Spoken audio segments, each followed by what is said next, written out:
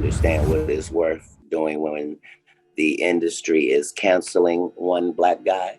I know what happens when they are going to elevate another. Tyler Perry is one of the most powerful men in Hollywood. Eddie Murphy is one of the most respected. And according to Katt Williams, that's exactly why Perry is afraid of him. I would love to work with Eddie. Eddie won't return my calls. But why? What secret power does Eddie hold that has a man like Tyler, a media mogul, billionaire, and one of Hollywood's most influential black voices, running scared? According to Katt, the answer is buried deep within Hollywood's elite circle, and it might take everything down with it. Tyler Perry told his male actors they're not allowed to consort with me because I saw you at a Diddy party, Tyler. And you were having a glorious time. This is more than a feud. This is a revelation. So what exactly is going on? In the world of entertainment, few names carry the same weight as Eddie Murphy. He's not just a comedy legend. He's a cornerstone of modern Hollywood. When Katt Williams made headlines by saying Tyler Perry is scared of Eddie Murphy, it sounded like an exaggeration. But once you take a closer look, you begin to see the bigger picture. Eddie Murphy doesn't just act. He dominates, with an ease that's both disarming and unmatched. His rise wasn't orchestrated by Hollywood power players or crafted in some studio room. Eddie built his reputation off raw talent. By 19, he was already a breakout star on Saturday Night Live, breathing new life into a show that was on the verge of cancellation. From 48 Hours to Coming to America to Beverly Hills Cop, he delivered performance after performance that didn't just entertain, they changed the culture. Katt Williams sees Eddie as someone who represents the kind of star that can't be replicated. And that's where Tyler Perry's fear comes in.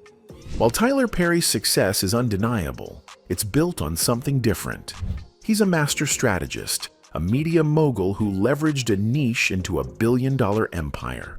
His characters are larger than life, scripted, exaggerated, and designed to speak directly to underserved audiences, particularly black church-going women. His Madea franchise, for example, was calculated brilliance. A gun-toting grandmother who mixed comedy with morality and pulled in millions. But what Perry has in money, Murphy has in legacy. And that's a threat no amount of wealth can silence. I would love to work with Eddie. Eddie won't return my calls. The rejection cuts deeper when you consider who's delivering it. Eddie Murphy isn't just turning down work. He's ignoring one of the most powerful black men in entertainment today. That speaks volumes. According to Katt, that silence comes with purpose. Eddie doesn't play Hollywood games. He doesn't need to. He's one of the few black men in the business who reached the top and never looked back.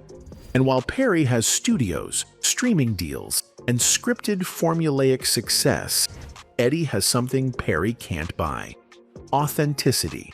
The kind that makes even seasoned actors and comedians lean in when he speaks. It's not just about professional jealousy, it's about identity. Eddie Murphy never had to bend who he was to fit in. But Tyler, he's often accused of hiding behind characters, of pushing certain narratives that don't reflect the full black experience, and of playing safe with white Hollywood execs. And when Eddie walks into a room, none of that control matters.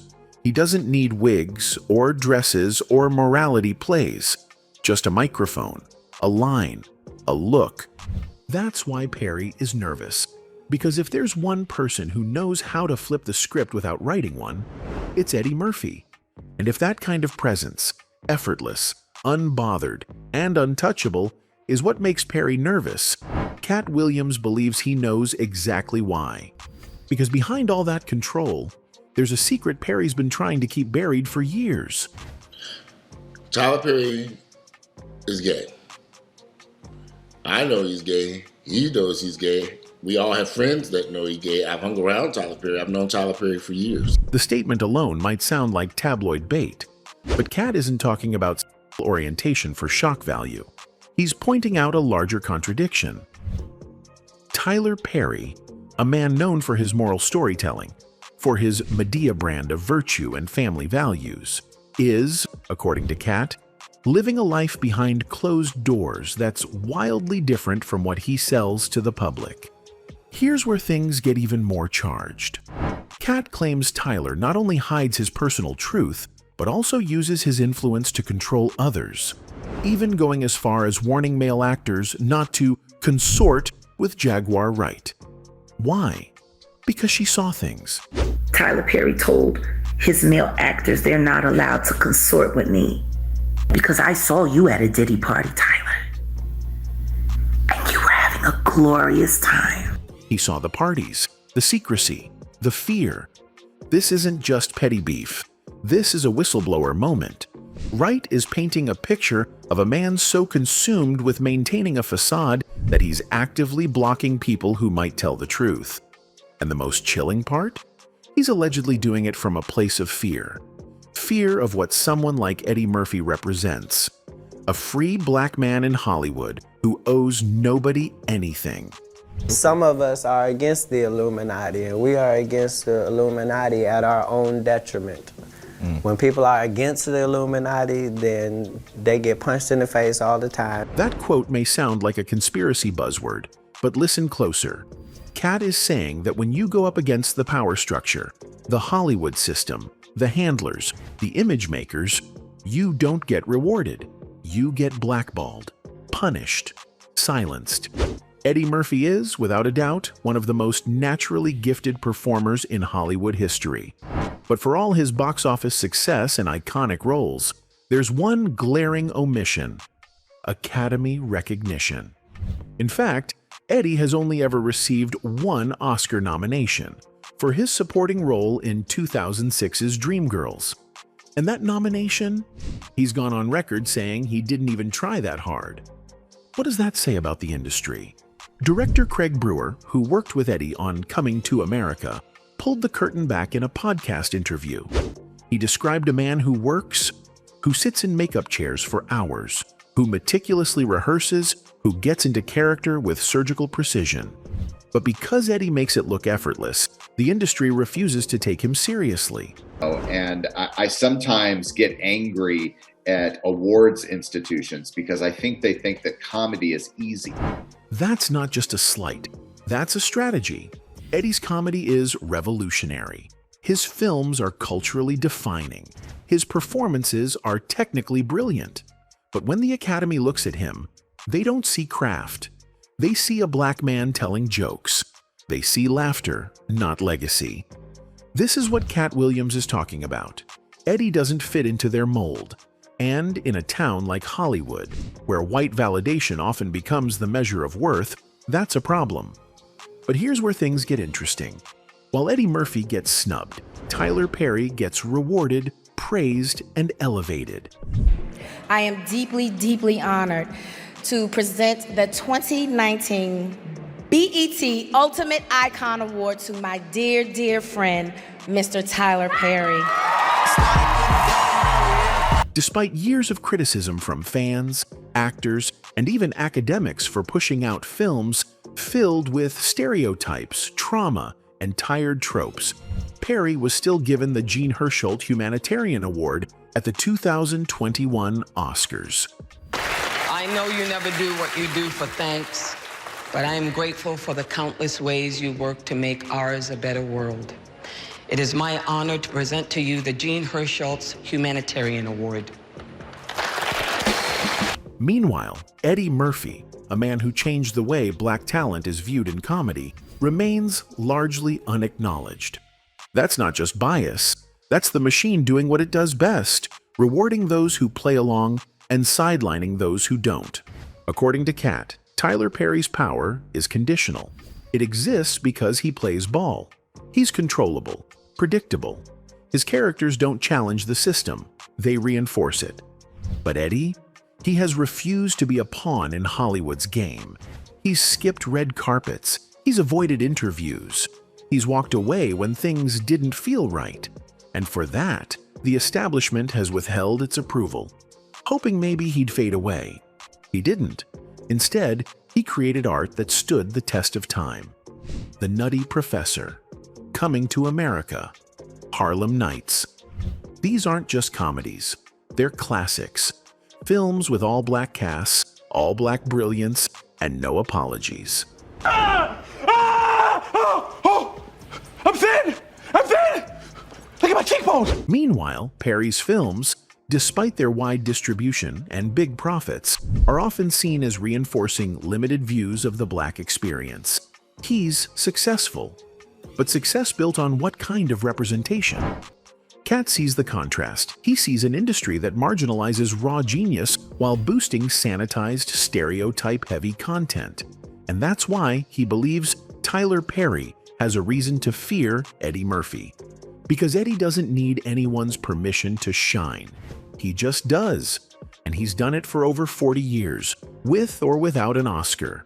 While Eddie Murphy was being overlooked by the industry, someone else was quietly becoming the face of acceptable black success, Tyler Perry. He got the awards, the platforms, and the praise.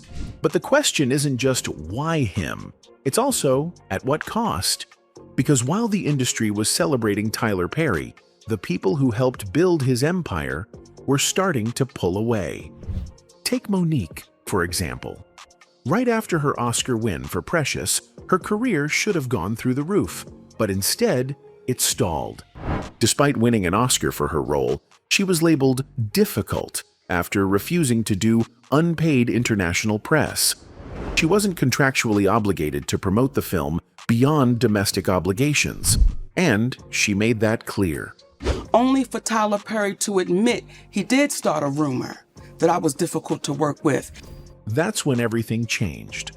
Behind the scenes, she says, Tyler Perry, Oprah Winfrey, and Lee Daniels conspired to blackball her from the industry. Perry, in particular, is accused of lying to executives, telling them she was problematic and refusing to correct the narrative, even after admitting he made it up. Admitted that, brother. How do you make that right? I'm sure you got lawyers. Have you had a conversation? Well, what happens is, when you take somebody at their word, time. We don't need to go to no lawyers, Tyler. You know what you did. Just make it right. Mo'Nique sat in that industry exile for over a decade. According to her, she was making $2 to $3 million a year before the fallout. Do the math. She lost tens of millions based on a lie Perry admitted to in private, but never corrected publicly. Do you know, Shannon, that's cost my family tens of millions of dollars? But the financial loss wasn't even the deepest wound. In a moment that still haunts her, Oprah invited Mo'Nique's estranged parents onto her show, after Mo'Nique had confided in her privately about their painful relationship. That, she says, was the ultimate betrayal. And when it came time to reconcile, Oprah gave a weak, indirect apology during a group panel, saying, "If I've done anything wrong, I apologize." To Mo'Nique, that wasn't an apology. It was a deflection. The worst part? Tyler Perry allegedly called her into a private room during the Precious promo run, surrounded by staff. She brought her security in. As soon as Perry closed the door, his entire team allegedly scattered like they were used to this kind of setup. Mo'Nique says he pressured her to do press she wasn't being paid for, dangling the carrot of a $3 to $8 million future payday. When she refused, Perry allegedly backed off, but later joined the campaign to smear her reputation anyway. She later revealed that even Reggie Wells, Oprah's former makeup artist, overheard Oprah say she'd never pay her anything, despite knowing she deserved it. Reggie Wells said, Mo'Nique, I was there that day. He said, and when y'all got off the phone, I looked at her and said, why don't you just pay this woman the money? She deserves it. And she looked at him and said, I won't be paying her nothing. And he said, that's not right. Mo'Nique doesn't want pity. What she wants is accountability. She wants Oprah and Perry to say publicly what they said privately, that they were wrong, that they lied, that they cost her millions. And if they want to make it right, they'll have to say it in the same spotlight that helped ruin her name. But Mo'Nique wasn't the only one starting to ask questions. Industry, they were all white. Tichina Arnold has been in the game for decades. She's been a trailblazer, respected by everyone from network execs to fans in the streets. And recently, she's been opening up not just about her own pay struggles, but about the overall treatment of Black women in the business. Women who do the work, carry the stories, and get left behind. And Tyler Perry, the same man who built his brand on telling their stories, has become one of the names that keeps coming up. That's the hard part, because for years, Perry positioned himself as the champion. He made space for Black actresses when no one else would, but now those same actresses are calling out the stereotypes, the tired roles, the one-dimensional pain narratives. It's not just about being seen anymore, it's about being respected. Some of them are saying they've had enough of being written as broken, bitter, and abandoned, of stories that glorify pain but never allow healing, of being expected to be grateful for scraps while the men in power keep eating. And this ties right back to what Katt was saying. Power means nothing if the people who once supported you now see you as part of the problem. Tyler Perry may have studios and streaming deals, but Eddie Murphy has respect, and more women in the industry are starting to follow that lead, walking away from the Perry machine, even if it means fewer roles. Because being in a Tyler Perry movie isn't the flex it used to be. And it's not just Katt and Eddie anymore. The women are leaving too. And once they're gone, there may be no one left to hold the story together. The whispers around Tyler Perry used to be easy to ignore. People gossiped, made jokes, threw out rumors. But nothing stuck. Nothing serious. That is, until the walls started closing in around Diddy. Now, all eyes are shifting. And Tyler Perry? His name is coming up a little too often. Diddy's alleged freak-off parties have become the subject of lawsuits, federal investigations, and countless exposés. Former employees, bodyguards, even party guests, everyone's talking, and some of them are pointing toward Tyler Perry as a regular attendee. Tyler Perry told his male actors they're not allowed to consort with me because I saw you at a Diddy party, Tyler. And you were having a glorious time. Jaguar says it flat out. Tyler was there, and not just once. According to Katt, these weren't innocent get-togethers. These were highly secretive parties. No phones, no cameras, no women. Just rich, powerful men and no accountability. And Katt wasn't the only one disturbed. He claims that when he tried to leave one of these events, Diddy personally followed him, offering him a drink and making remarks that made Katt uncomfortable. He turned it down. He walked away. And then came the threat. A threat to his career. That's when Katt says he realized just how deep it went and why so many people stay silent. What's more, rumor has it, there's video evidence from one of Diddy's infamous parties that could land Tyler Perry right in the middle of this scandal. Now, we know Tyler's been trying to play it cool, maybe thinking this would all blow over. But with Diddy's own personal ex-bodyguard, Gene Deal, all but confirming that there's some real dirt coming down the pipeline, it's starting to look like Perry might not be able to outrun this one. But all this is bigger than Diddy. It's bigger than Diddy, bro. Cause you know who else they was doing investigation on? You've got to wonder, what else are these tapes going to show? Could Tyler, the supposed handler, be on the verge of getting thrown under the bus as Diddy tries to save himself? And he got to put something together real soon because they're not playing with him. He has to put something together real soon and say, yo, listen to me. I know this, I know that. It's way bigger than Diddy. If Hollywood's turning on Perry, it's not hard to see why. His name has been coming up in some pretty unsavory places. And that's why Tyler and other celebrities are nervous.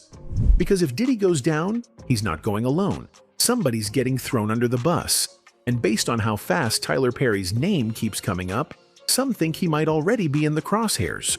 Even Ice Cube, who's known for speaking in code when addressing Hollywood power plays, dropped a cryptic warning not long ago.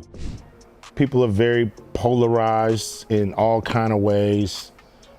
People are afraid to speak out. When Ice Cube says people are scared to talk, there's a reason. Hollywood works on relationships, on silence, on deals made in rooms no one's supposed to know about. But if those rooms are starting to leak, if the footage from Diddy's events really exists, then Perry's career might not survive the fallout. Because this time, it's not just gossip. There's paperwork. There are lawsuits. There are federal agents watching. And Katt? He already told us everything we needed to know. We just didn't believe him. As the heat turns up on Tyler Perry's personal life, more people are revisiting his work, not to praise it, but to question what it's really been saying all these years. And the pattern? It's hard to ignore. For someone hailed as a storyteller of the Black experience, Perry has built his empire on a very specific formula: broken women, abusive men, and trauma that never seems to heal. In film after film, show after show, the same themes come up, the same stereotypes play out, and the same question lingers. Why? One major example is Steve Harris, who played Charles McCarter in Tyler's one of the most classic movies, Diary of the Black Mad Woman. He was a successful lawyer, but far from being an ideal husband. Shockingly, Charles discloses to his wife Helen the existence of another woman in his life and proceeds to treat her rudely, eventually kicking her out of their home. Blair Underwood portrayed the character Carlos in one of his movies. Carlos is depicted as a controlling investment banker who exercises dominance and control over his girlfriend in the film. Must be out your mind. Blair Underwood, known for his role in L.A. Law, has been a prominent figure in Hollywood for over 4 decades. His career began in the 1980s, and he has seen different phases as a Black actor in the industry. Underwood recently shared insights into his early career and his encounter with Oscar-winning actor Sidney Poitier. And of course, this is what the kids are now calling a Black movie. Black classic movie. Isn't that cute? Isn't that cute? They're so I heard that. I like innovative. that. A Blaxic movie. A Blaxic. Okay. A Black. During the 1980s, the representation of Black faces on screen was rare, and the roles available were often limited and stereotypical, which didn't provide much variety for Black TV viewers. Blair Underwood personally witnessed these challenges. He and Denzel Washington were seen as prime examples of Black male representation on TV and in film during that era, receiving praise and recognition for their work. You know, these 4 Black women in the hood, and like, now we're gonna do girls in the hood, and there was a little pushback. Like, why they only want to see us as slaves or in the hood and Hollywood. The challenges of limited and stereotypical roles for Black actors seemed to persist into the 1990s. Blair Underwood recalled that during this period, virtually every Black actor and actress in Hollywood, regardless of their name recognition or skill level, found themselves auditioning for the same roles, highlighting the lack of diverse opportunities in the industry. Yeah, I've been a history buff like most of my life. I love history. You do? I don't know a lot about history, but I love it. Philip Van Leer also got the chance to play a villain in Tyler's movies. He had a prominent, recurring role in the first and second seasons of the show as a D-dealer. No. Hey, Harry, Brenda, Harry. Hey. Harry's a high school coach. Ion Overman also appeared as a negative character in one of Tyler's movies named Medea Goes to Jail as Linda Davis. Linda in the movie, an envious assistant district attorney who is engaged to Joshua. She secretly engages in illegal activities such as fraud, evidence tampering, and providing false legal documents involving some of the people she has prosecuted. In any case, Katt was right. People in Hollywood do what's required to stay in favor. And for Tyler Perry, that seems to include telling the same story over and over again. A story that's profitable but painfully limited. A story that makes Black women look helpless and Black men look like monsters. But why would a Black filmmaker push these narratives so aggressively? Some believe it's internalized. Others think it's strategic, that Perry knows exactly what white Hollywood wants to see, and he delivers it on cue. It's not just that the roles are repetitive, it's that they're loudly damaging. Young Black viewers grow up seeing these depictions and start internalizing them. audiences get desensitized. And Perry? He keeps making more. But as the public starts digging into his personal life, especially his rumored involvement in Diddy's freak-off culture, people are starting to connect the dots. The man who writes these toxic, abusive characters might be closer to them than he wants us to believe. Because now, the concern isn't just about what Perry puts on screen. It's about what it says about him. Why does he keep writing these men? Why does he keep punishing his female characters? Why do the good guys in his films often feel like an afterthought? There's a theory that Tyler writes what he knows, or at least what he's seen. And that's what makes his films so uncomfortable to revisit now. What if these weren't just stories? What if they were reflections?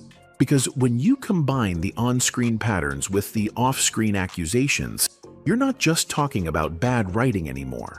You're talking about a man who might have been hiding in plain sight, using film as a mask. Anyway, that's it for this video, folks. Bye.